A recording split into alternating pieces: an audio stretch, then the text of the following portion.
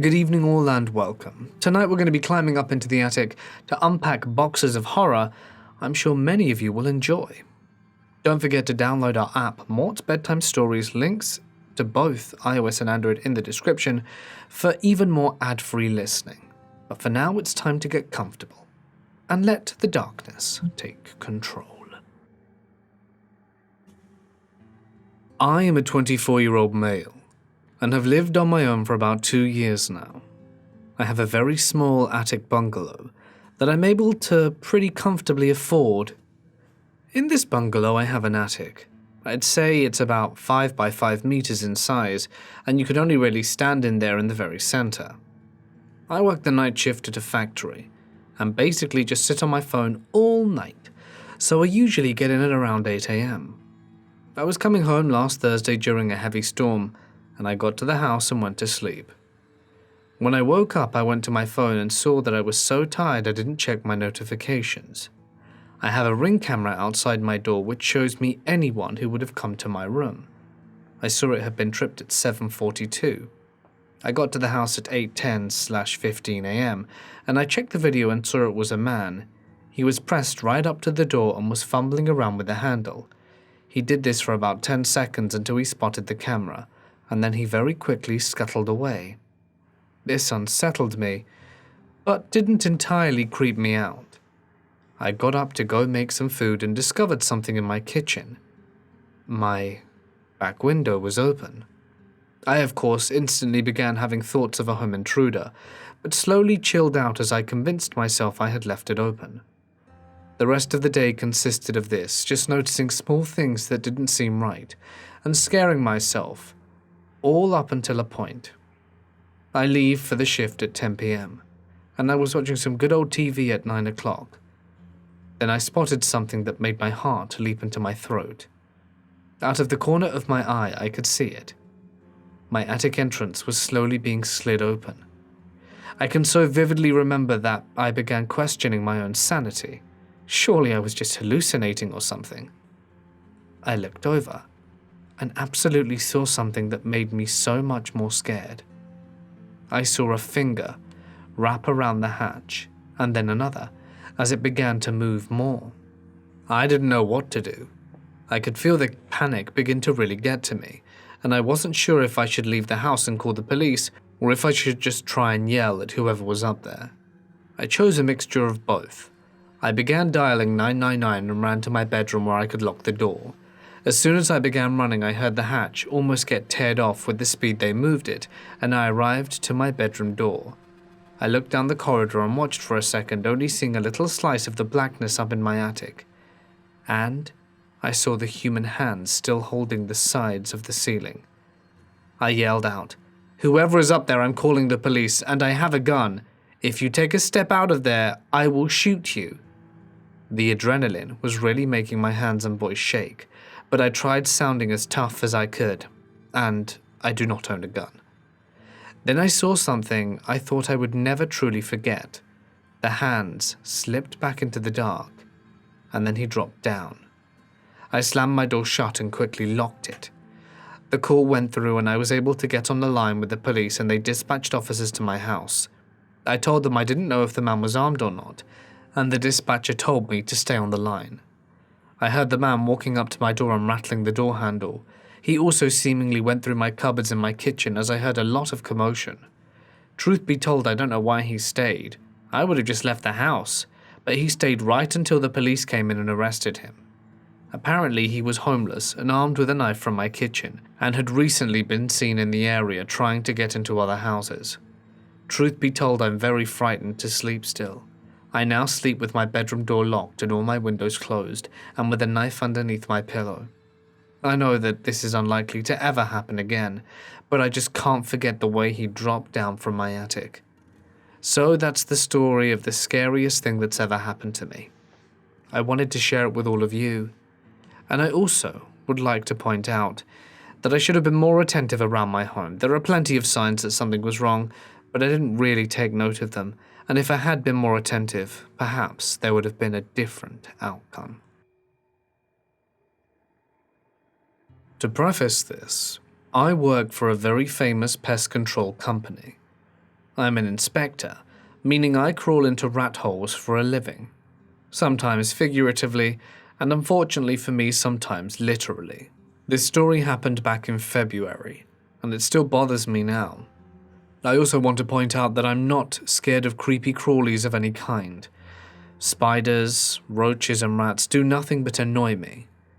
All that being said, let's get on with the story. It was late in the day when I got this job from the manager. He says it's about a fly problem, and it's kind of out of the way, but also says the only time I could get there is this week. Usually I'm done with my day by 5 p.m, but now I'm not getting home till 7. It's sundown by the time I get there, and I'm trying my best not to phone it in. The house itself surprised me because I was expecting it to be a dump. This place was your average 2-story farmhouse like you'd see in a movie. The place almost looked like they'd put a fresh coat of paint on it. So when I met the customer, she was clearly burnt out.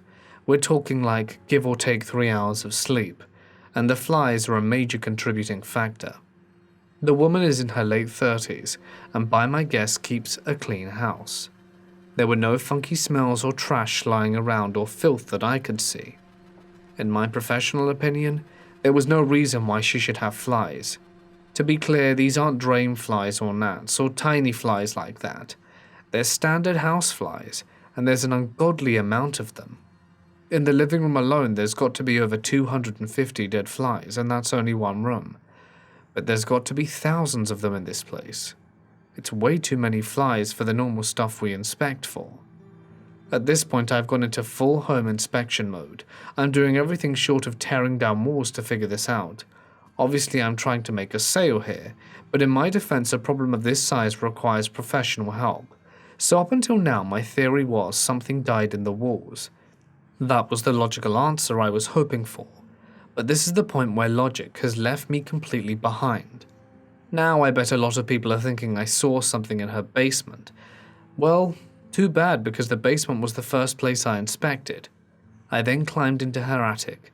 And this wasn't a walk-in attic, it was unfinished and full of insulation. That's when I had to stop and reevaluate the situation. I get my ladder, and it's just tall enough for me to pull myself into the attic. The only light I have is my inspection flashlight, and at this time of day, it could use a charge. What I saw almost made me fall through the ceiling. It looked like someone had been living in this woman's attic and was doing messed up stuff. I'm talking about making things out of dead animals and drawing pentagrams with blood. Now, even I was asking myself how nobody could smell this horror show. That has a logical answer. The attic has a moisture barrier under the insulation which covered the smell. So after I documented everything for my inspection report and for the police, I made sure that the attic was totally sealed. I told my customer, my manager, and a police officer, and I got the hell out of there. Since then, it's almost like twice a week I have crazy night terrors, and I never had them before. I'm Catholic, meaning I don't mess with anything paranormal, but if I were to guess, whatever evil was hiding in the attic was pissed I blew its cover. Now I keep a Bible on my nightstand. The following stories are all true and have been passed down through my family. My grandmother's mother was a terrible person, according to her anyway. She never really wanted to talk about her. When they were young, they lived in a small shack in Arkansas. I have a picture somewhere. It's a small 2 or 3 bedroom house in the middle of nowhere, as most houses were in those days. When Grandma did talk about her mother, she referred to her as a witch. She would have people over at strange times of the night, doing strange things to them in her room. One night, my grandma and her sisters and her brother were sitting in the main room, and her mother was in her room, doing things with some people, when her grandmother screamed at the top of her lungs and the door to the room slammed open.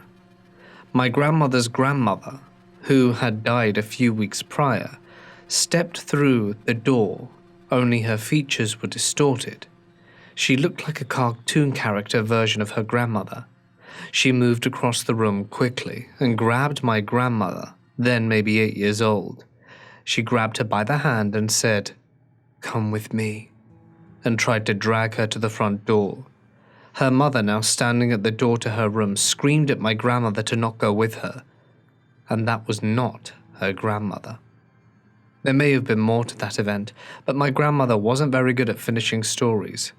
There was another occasion where my grandmother's mother sold her to another person when she was a kid, but she never actually told us that story. She just mentioned that it had happened. The old house my mum used to live in, when my mother was young, she left home for a short time to go live with her sister who had gotten married. They lived in a farmhouse in McMinnville, Oregon. The house was an old, white, 2-story thing sitting in a wheat field on the edge of a forest. I actually lived there for a short time myself in another house built near the spot of the old house. The house would always make weird creaking noises. You'd hear people walking around the house when no one else was there, or you'd hear voices. Animals would go inside the house. Cats, dogs, they had them all, but not a single animal would set foot inside the house itself. You would see people walking down the hallways, but no one would be there. Standard scary stuff, I suppose. In the room my mother was occupying, she always thought there was something strange about it.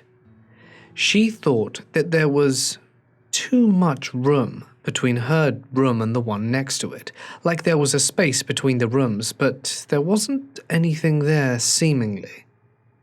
Eventually, my aunt and her husband ripped that house down to build a new one, and when they were taking the house down, between my mum's room and the other room, there was a small hallway that led to a small room or closet. There was an old chair in there facing the wall, with a large demonic painting of Satan just hanging there.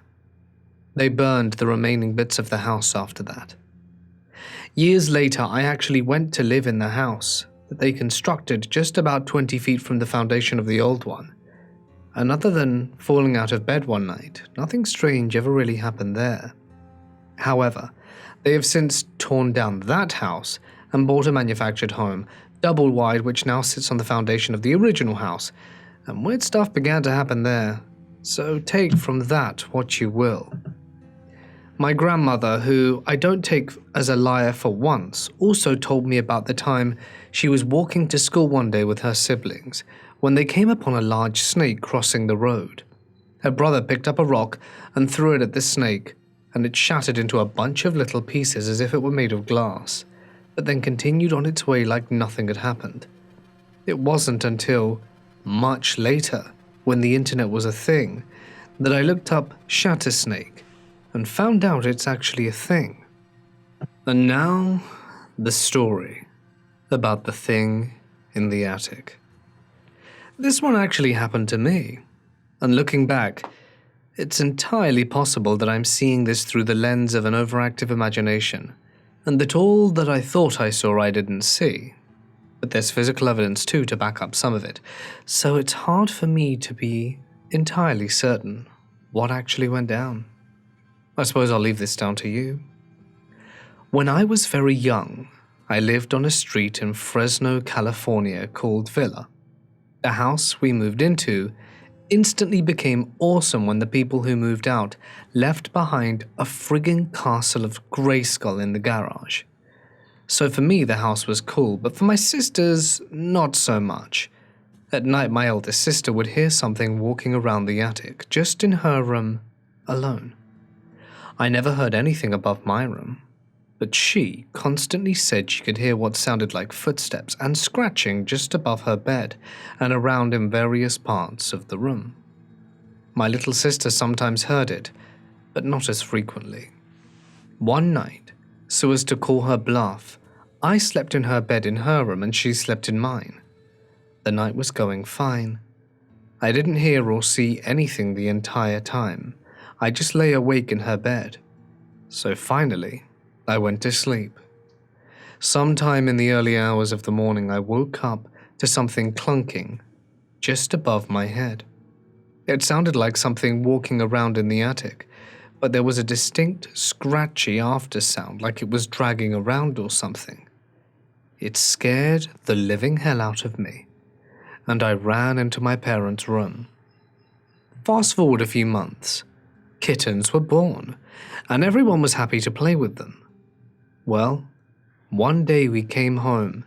In the vent just above the front door, that vents air from the attic, there was a kitten, with its head pressed against the vent, mewing its head off, like it was scared out of its mind. So my dad gets a chair from the kitchen and puts it in my sister's closet because of course the door to the attic has to be in her closet. But he's too big to fit in it, so the burden falls on me. He gives me a lighter and I climb up to get on the chair, and then onto the shelf, into the closet, and poke my head up into the attic to try and get this cat. So there I am, with the top part of my body fully exposed in the attic. I'm careful not to look behind me over the area that is my sister's room. I look straight ahead to the front door area and to the kitchen. I try and try to get the kitten to come to me. I call to the kitten and I hold out my hand, but it's afraid of me. Finally, after a long time, I get the kitten to come close enough to grab it, and without thinking I turn around to sit on the shelf that I was previously kneeling on, and turn to face the area of the attic that extends over my sister's room, which is where I come face to face with what I can only describe as a very large dog-like creature kneeling over and almost face to face with me. It isn't moving, it's not making a sound, it's not even breathing as far as I can tell.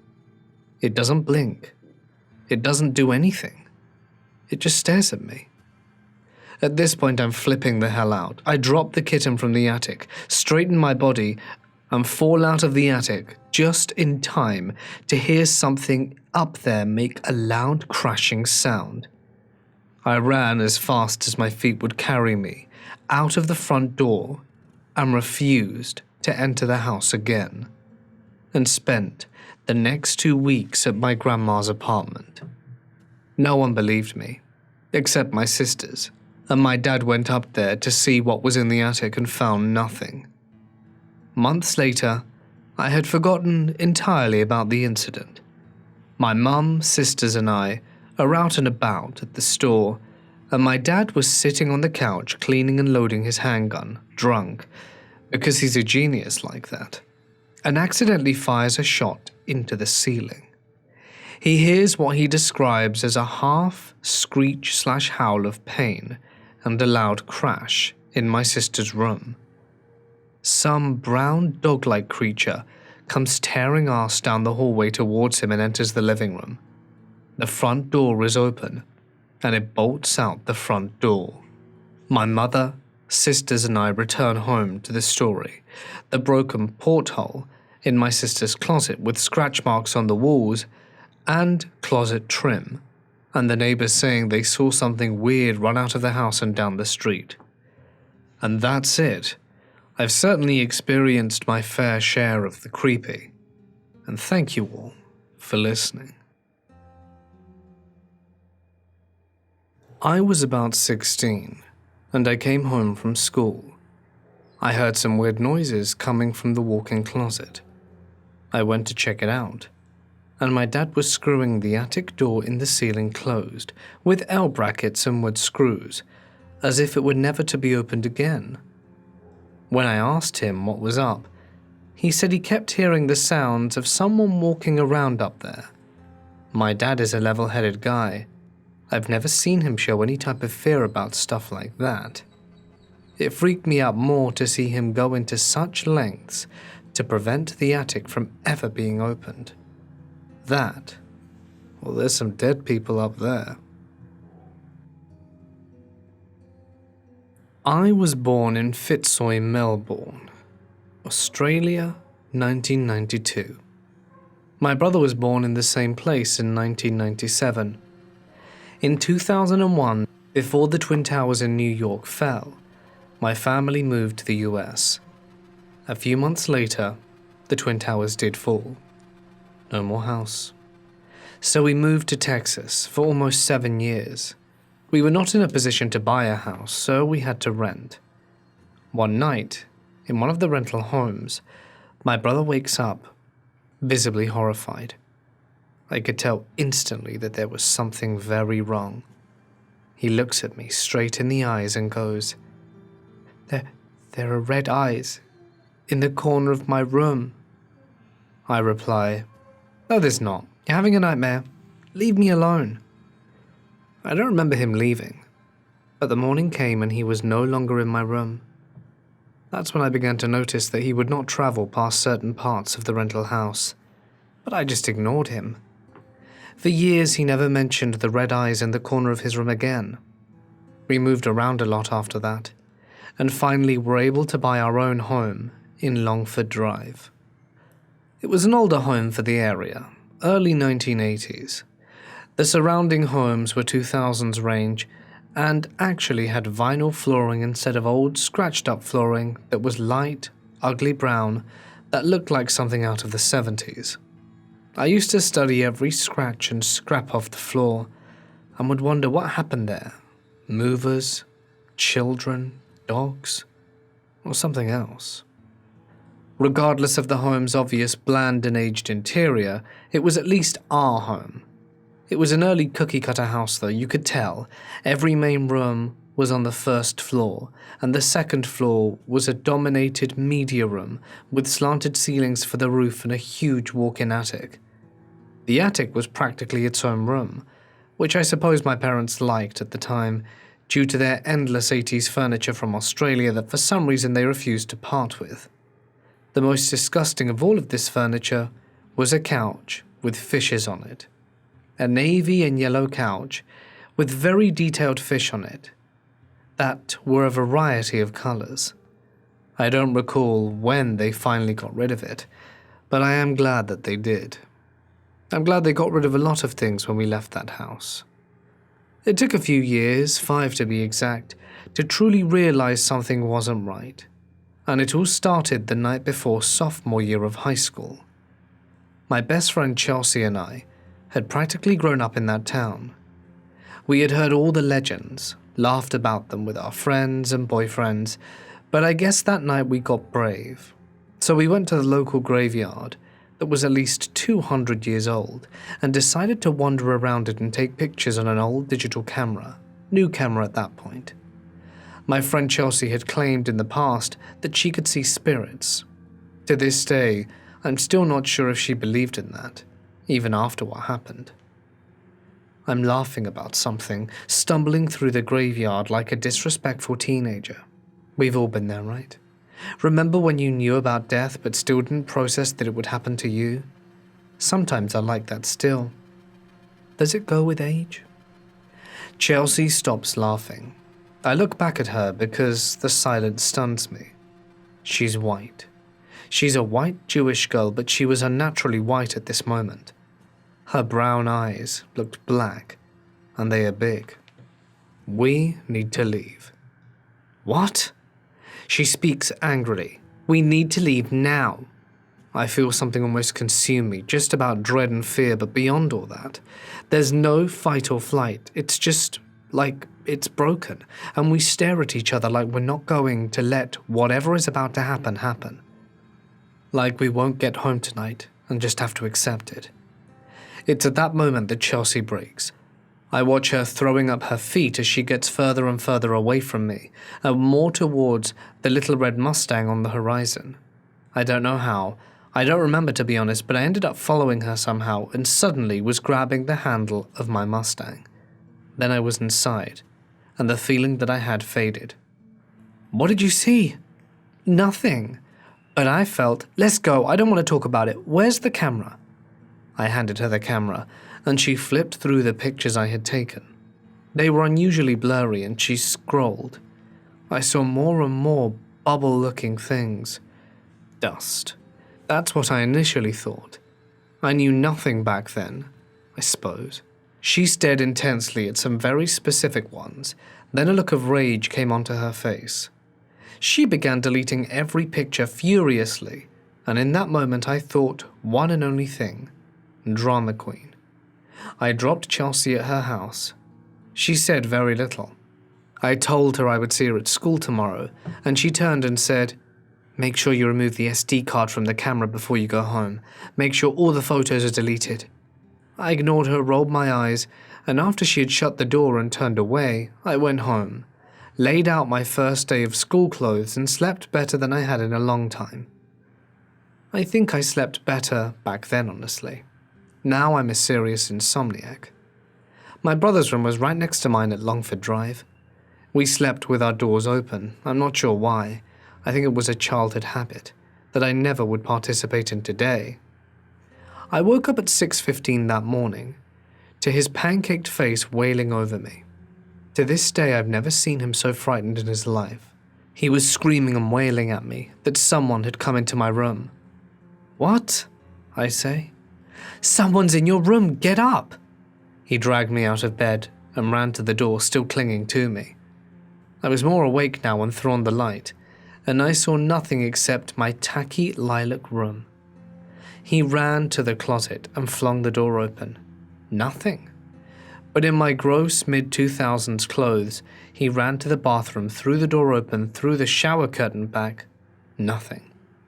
I looked at him, eyebrows raised, and almost laughing at him. His face then turned paler. I woke up, and there was a light in the hallway, and I saw a man. He was older and had a long beard, overalls, and he was just floating. He walked into your room. I saw it. It's not a dream. Don't look at me like that. I saw him. He began tearing up from frustration. And my parents had noticed the sound at this point and came in. He told them what had happened. The first exchange between the adults. "He's on ADD medication. He's just been having nightmares. We should probably switch him?" Yes. But would you, if you saw Jesus?" My mother had noticed his face before stating this.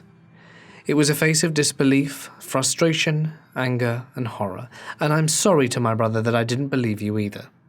My mind had already begun to favor the adult side of things, too scared to lend the possibility of there being things that we don't understand, too arrogant and egotistical. And for that I'm sorry. He moved out of that room soon after that, and into the guest bedroom, and the guest bedroom furniture moved into his old room. I was now alone on that side of the house, which I enjoyed for a time. I rearranged my bedroom furniture, as I wanted to participate in a change as well. One night not long after, I woke from the sound of footsteps in the hall. It was a small hall that only led me to the now guest bedroom and my room. I figured it was my dad checking on me. My older brother had passed away when I was a baby, and my father never truly recovered from it. He would often come to check on us while we slept. He always just wanted to make sure we were still breathing, I guess. We were 3 of the 4 children left. My older sister was married and lived far away, so we were always the babies that were left. The footsteps persisted. It was so familiar that I rolled over and got more comfortable, preparing to fall back asleep, and checked out my back door to look into the hallway, but there was nothing. Only the dim nightlight was staring back at me. Okay, he's walking around the kitchen for his late-night glass of milk, I guess, and I leaned to the right to peer past the hallway. The kitchen lights were off, but the steps persisted. I was half awake and confused. I closed my eyes and listened hard. Where the hell was that coming from? My eyes burst open as I realized. I slowly followed my lilac wall to the ceiling, which was unpainted. I froze and stared in disbelief. It was coming from the attic. I didn't sleep the rest of the night. I felt something was so wrong that I had to stay awake in case it decided it wanted to consume me. Something was there with me. A week later, my parents complained about squirrels in the attic, and I was suddenly sleeping very well again. But then I heard it again, even after the exterminator said the holes were patched and that the squirrels were gone. No sleep was had. The next day I went to the attic to figure this out for myself. I opened the attic door and walked up the stairs and studied where my room would be under this attic and found it. I walked over as far as I could go and suddenly saw nothing but insulation that was covering the entirety of where my room would be. That night was the first time I ever slept with my door closed, and it has not changed since. But the footsteps continued. Sometimes the footsteps sounded rushed, sometimes angry, sometimes sad, but they wouldn't come every night. Chelsea stopped sleeping over. I complained to my parents about the squirrel noises every now and then, but the exterminator never found anything. No traces of anything, rats, bugs, squirrels, nothing.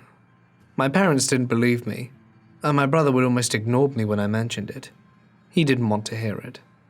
Months went by, and finally I was able to convince Chelsea to come over for a minute and watch some TV. As she entered the house, we were gossiping about someone from school. We laughed in the hallway, and then it happened again. She stopped, and this time she fixed her eyes on the stairs leading to the media room. The stairs were a zigzag stairs, so the stairs would go up, then it would be flat, and then the stairs would go in the opposite direction, and then there would be the media room. On the wall after the first set of stairs was a painting my mother had painted of a thunderstorm. Chelsea parted her lips and said in a whisper, "There's someone standing at the top of your stairs. I can see them in the painting's reflection." She then left. I told my father that I suspected someone was in the media room. He searched everywhere up there but found nothing. I told him Chelsea must have just been seeing shadows then. After a few months, I stopped going up to the media room. I used to secretly watch Family Guy up there when my parents were at work, but something was just wrong. I felt wrong being up there. Halloween came around, and my brother and I were instructed to pull everything out of the attic. My brother ditched me halfway through as I was pissed. I angrily started grabbing the boxes and was verbally venting to myself about his lazy nature. I stared down the steps of the attic and slowly started to lose my grip on one of the boxes. I paused to adjust it, still livid. Then I heard something. Psst. A shot of air was blown from behind my head, right next to my ear. I watched a few strands of air react to the shot of air and flew out in front of my face on the left side, like someone had intentionally snuck up behind me and blown air at the back of my ear in an attempt to scare me. Except I was the only person here. I was venting about it after all. I knew where my brother was. He was downstairs playing Call of Duty with his stupid friends. Dad was in his room watching Judge Judy, his favorite, and my mum was on a 3-day trip. She was a flight attendant. She was in Seattle, 6 states away. I watched my hair fall back to the side of my face, and I dropped the boxes and let out a scream. I don't think I have yet to top it. 12 years later, and I have never screamed like that again. I jumped and leapt down the remainder of the stairs and fell out of the attic door to the media room. My brother was already halfway up thinking something horrible had happened, and I trembled out what happened. Someone blew in my ear. My hair, I saw it fly past my head. A smile crackled on his face and he started laughing at me. Payback. For when I laughed at him for the first time, I suppose. Except this time, he was the one in denial and disbelief. He was like me. He didn't want to believe it. Life was already too scary and overwhelming. Why believe that on top of it? My dad followed, and I immediately started lying to his horrified face. I tripped. Oh, are you okay? Yeah. Okay, finish getting the Halloween stuff out. Yes, sir. I turned to my brother and threatened to hurt him if he didn't finish helping me. He didn't. I waited for my mother to get home to explain. I wanted to do it with her, and I would help her set up the Halloween stuff. She was delighted. Over the next few years, as a result, I developed a habit of sleep aids. Nothing major, just over-the-counter stuff. To this day, I take about 3 sleeping pills to aid at night. My husband doesn't understand how my body has built up that kind of tolerance, and he doesn't believe it either. If only he knew. The footsteps never stopped, till the day we moved out. They never stopped. I finally started doing research into the house. Turns out it was owned by an older couple before us, and the husband chose to end his own life via noose in the attic. Above my room. Financial problems, apparently. I told my parents, but they didn't believe me, and I never told my brother. I figured he wouldn't want to know. I still wonder if he has nightmares, or if they stopped. Mine didn't. But they have just gotten more complex with age.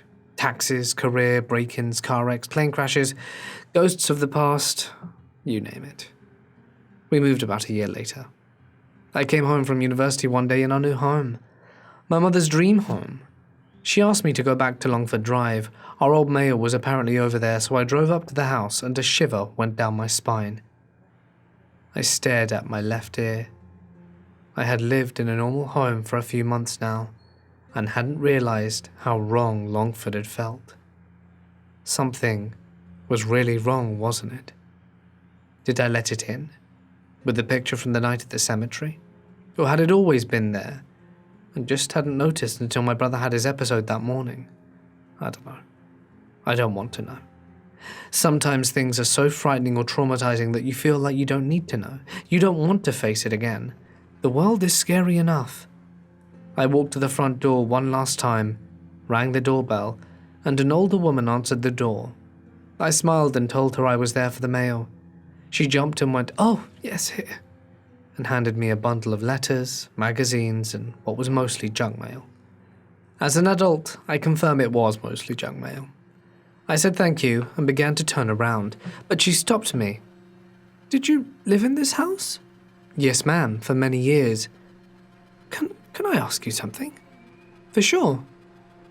"Did you have problems with critters getting into the attic? We had someone come and check, but they said there was no sign of anything up there. It almost sounds like footsteps at night. My granddaughter comes and stays and keeps complaining that it sounds like footsteps. Does it sound familiar to you?" "No, sorry." She wouldn't have believed me anyway. But this time, I just need someone to believe me. My husband and I work as a team on residential houses.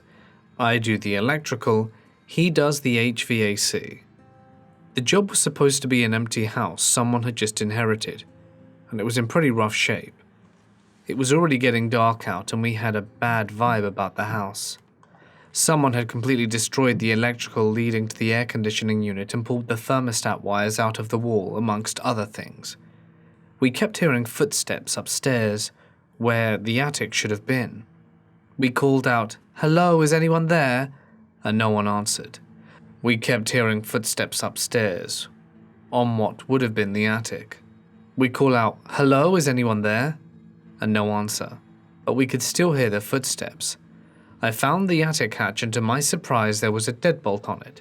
I slid the lock, then slid and opened it and saw nothing. So I slid the lock back in place and we left, chalking it up to there probably being a squatter that lived there and bounced. I keep thinking about the lock though. Why was it there? Keeping something in or keeping something out? Either way, I'm not going to go back to find out.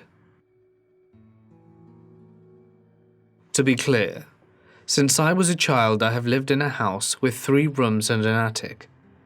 I have 1 brother and 2 sisters. We've had to share rooms. My sisters both got their own room on the 2nd floor, and me and my brother shared the attic. Our attic has a sloping roof.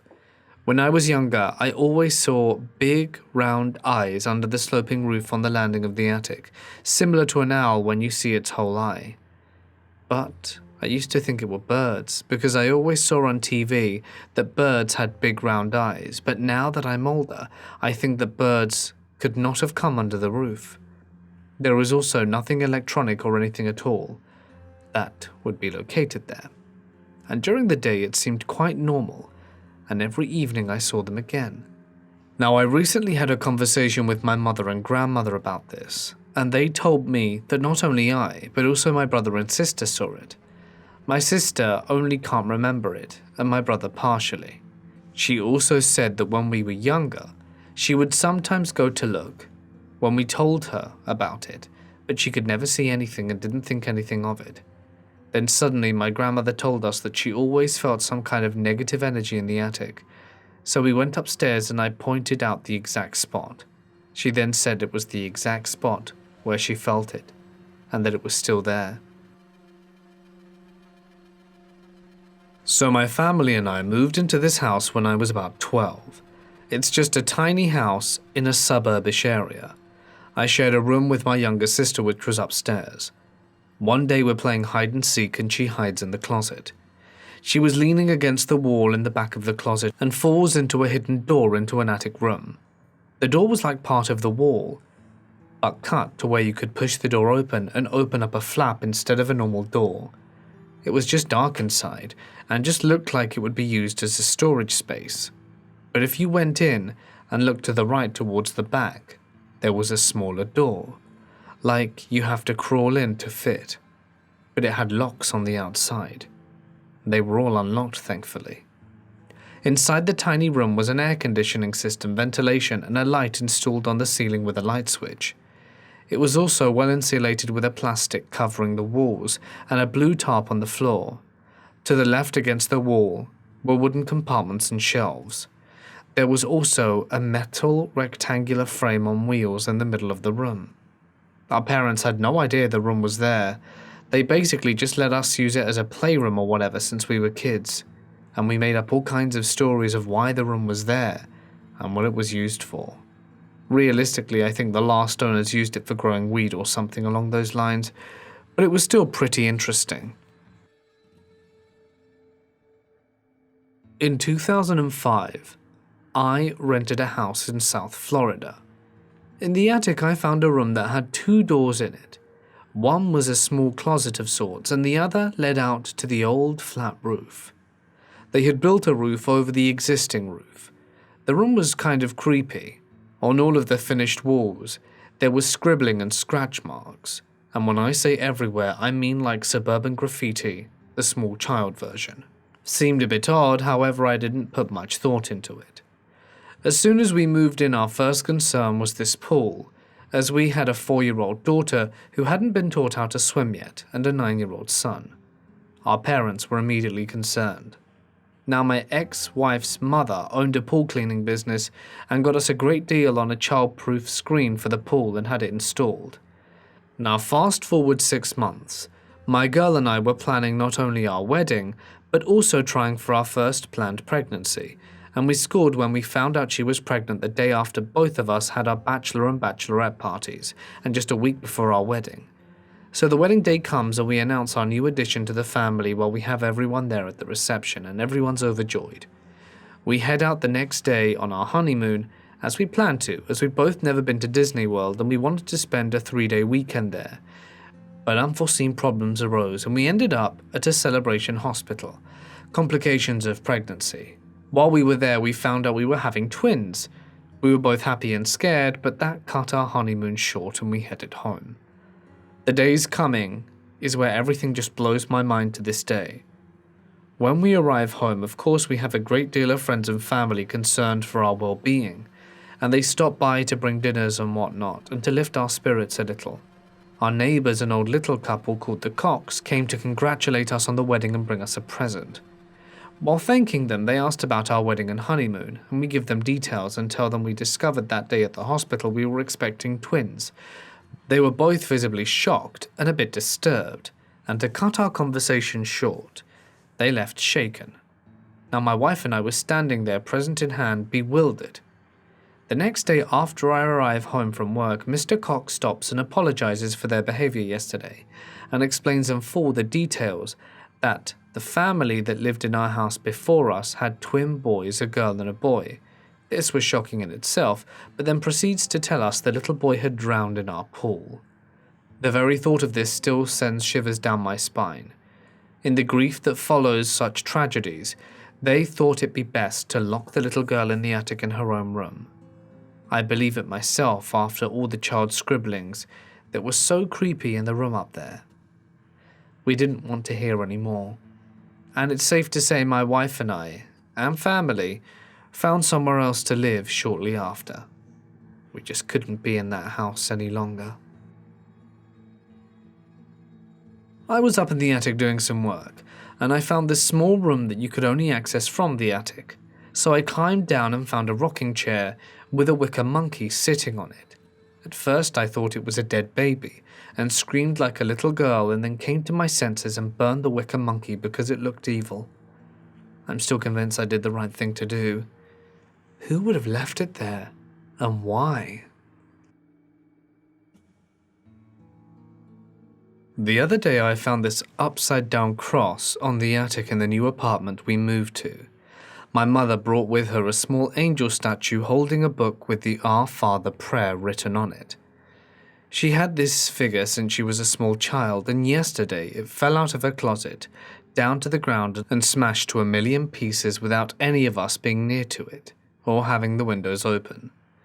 We also have experienced footsteps and our TV randomly turning on. We have a chow, a breed that in ancient China was used to ward off evil spirits, and he barks all the time at our attic. This could have a logical explanation, but might there be something paranormal festering up there? The other day I was gaming with my friends when suddenly I felt a hand on my shoulder. It was around 2 a.m. and no one else was there. Then I told my friends about the sudden touch, and they thought I was crazy. Has anyone had further experiences with this? And does anyone know what this could have been? Hey guys, it's Mort here, and thank you for listening. I hope that you guys enjoyed tonight's attic stories. It's always fun to creep up into the attic and see what's going on, usually creepy things. If you enjoyed tonight's video, please don't forget to let me know by, commenting it. And I'd like to extend a huge thanks, as always, to my members and my patrons and my coffee supporters who really help keep the channel going. Thank you so much. Your support is unparalleled, and I love you all forever. It's been a fun one, this one. Yeah, if you guys have any stories to share, you can email them to me and stuff. But for now, I think I'm going to sign off. So stay awesome, and I'll see you in the next one.